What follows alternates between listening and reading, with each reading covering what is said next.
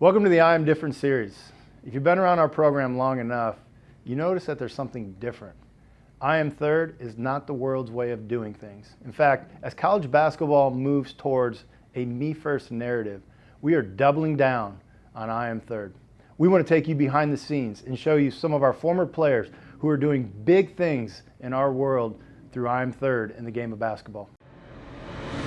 It's God first, others second, yourself third. The unique and cool thing about it is if you have that perspective, it comes back around to benefit you. Let's have it for the national champ! For the national champ! For the national champ! Unbelievable! IWUHoops presents The Pursuit. Go inside the locker room as IWUHoops trades the pursuit of me for the pursuit of three.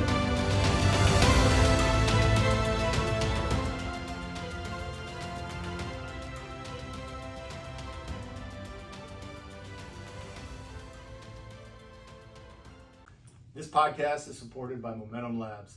As a college basketball coach, I know that having the right mindset is the key for players to reach their full potential. That's why I'm excited about our partnership with Momentum Labs, a group of mental performance coaches that have worked with athletes at the highest level of sport. For more information, go to momentumlabs.coach and check them out.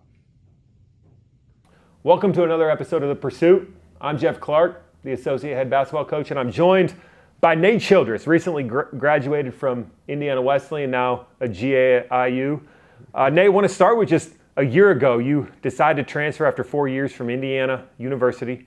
You get 1 year because of COVID to go play basketball and end up at Indiana Wesleyan. Go back to that time. What made you decide to come play at Indiana Wesleyan?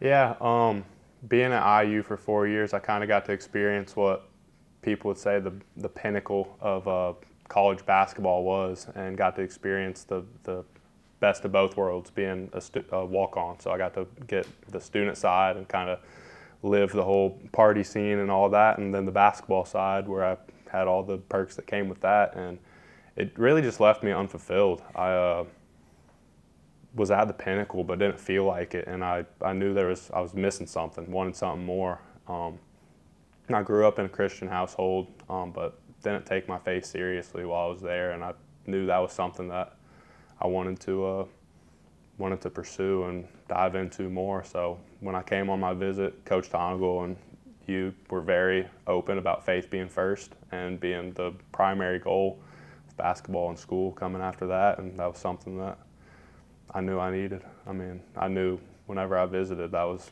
the spot for me. I remember how quickly you just fit in, right? Like it was right away. All the guys loved you. It was like, this is one of us. But you talked about the 4 year experience, and then you had 1 year at Indiana Wesleyan. Now that you lived it for a year, what made Indiana Wesleyan different? Man, so many things. I mean, I just sat here and listened to Johnny's podcast a little bit, the video, and I just have to agree with him. Basketball is so status-based, and like you want to be the man, you want to get buckets, get your glory while you're on the court, and it never was like that at Indiana Wesleyan. We felt like we celebrated each other, and you wanted to see the guy next to you have success more than you wanted success for yourself. So basketball-wise, that was the biggest thing, and it's just a group of guys chasing after Jesus. I mean, I talk with a lot of guys now that I've graduated with from Wesleyan, Noah, Stoff, those fellas, and it's hard being out on your own, but when you're in a culture that is holding you accountable and you've got guys pulling you along, it's a different type of brotherhood. So we talk about the culture. I am third and fearless, but in some ways culture can just be words. Yep. In your year, how did those things come to life for you as you were inside the program for a year? Yeah, I mean, personally with the fearless aspect of it, performance for me was an idol to start the year. And throughout the year, I mean, it was a struggle. Y'all saw that, and I was aware of it, but it was a personal battle I had. Just having been a walk-on, I felt like I had something to prove a little bit. And then being one of the leaders of the team, I always felt like I had something to prove. And just understanding that God's love for me and then y'all's love for me, my teammates' love for me wasn't coming from performance, was something that really allowed me by the end of the season to play fearless and to lead fearless, and as I've moved forward, be fearless in my faith and be more open about it. And yeah, and then I'm third wise. I've always felt I was a unselfish basketball player, but being able to try to help people grow off the court just by being open about my experiences. I mean, a lot of the guys in the program were further along spiritually than I was coming in, but just being able to be open and get their help and be ears to people was a way I felt I got to grow. One of the things we talk about all the time is we don't care where you're at. Mm-hmm. Will you be honest, and do you want to grow? Yep. And sometimes people hear I'm third and they think like you need to be at the finish line. But even your year, the reason it was a blast was you kept moving in that direction and finished at like you were different from when you had started the year. Mm-hmm. So how is that carried forward in that you're now coaching at Indiana? How is that carried forward into you as you go on to this next phase of life? What does I Am Third and Fearless look like? Yeah, it's something I try to preach, especially to the younger guys.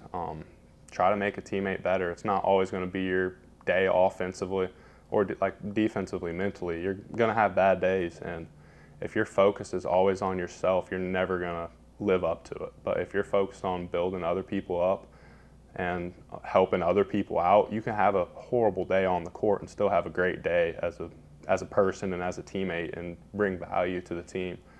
And then fearlessly, I'm really blessed to, living into the fearlessness in my faith and whatnot. I'm really blessed to have the strength coach at Indiana, Coach Cliff Marshall.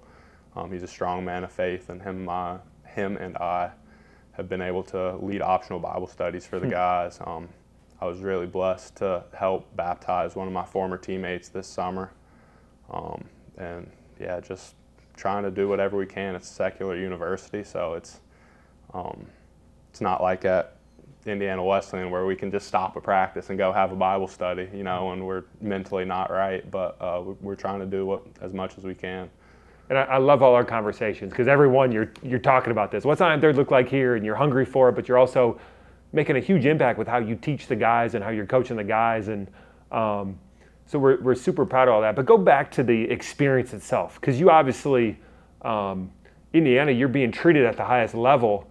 But Indiana Wesleyan, there's a lot of experiences we have that we think are pretty unique that set us apart from some of our competitors. So talk about just the level of experiences you had while you were with us at Indiana Wesleyan. Yeah, I mean, first of all, NAI basketball is awesome basketball. I prefer to watch NAI, especially Crossroads League game, over most Big Ten games. I mean, that's fun basketball to play, watch, super skilled. That experience that I just said, I remember. I don't remember the point of the season we were in, but we came in and were mentally just kind of in a funk, and Coach T just like called practice early, and I thought he was just going to like either put us on the line or send us home, like come back later in the day. But he called us back into the locker room, sent us back in the locker room, and we got in the Word, and we got down to some really heartfelt like confessions just about fears and what we were going on, things that I would have never even imagined, like doing that as a basketball program. And those are some of the memories that really stuck with me. The bus rides, just praying before bus rides, after games, before games. It's just, looking back on it, it's something I really miss a lot. Just the brotherhood between the guys, and just the relationships are just so much deeper when you're playing for something bigger than yourself and even bigger than like a school and school success, but when you're playing to try to bring glory to God. One of the things that we're really excited about as we look at alums, we do look at the college basketball world and we see it getting more transactional with NIL and with transfers, and it's harder to have deep relationships. Mm-hmm. And we see so many of our guys like you going into places and wanting to be a light and wanting to be different.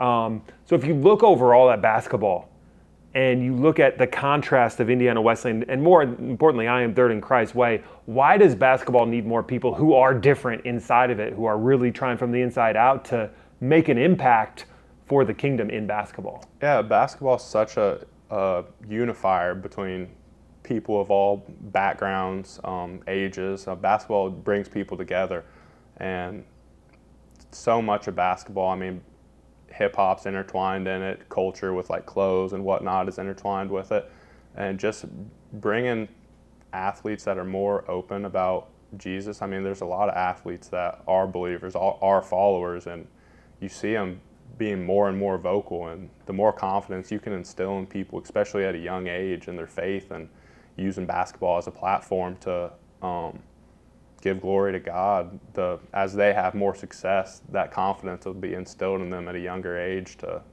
give that glory where it's due. So last question, Nate. Obviously, you're going to be all over the Big Ten this year as you're coaching. Let's just say a random coach from somewhere else said, "Oh, I saw you played at Indiana Wesleyan." What makes that program different? You had to answer them in 1 or 2 sentences. What would you say is different about Indiana Wesleyan?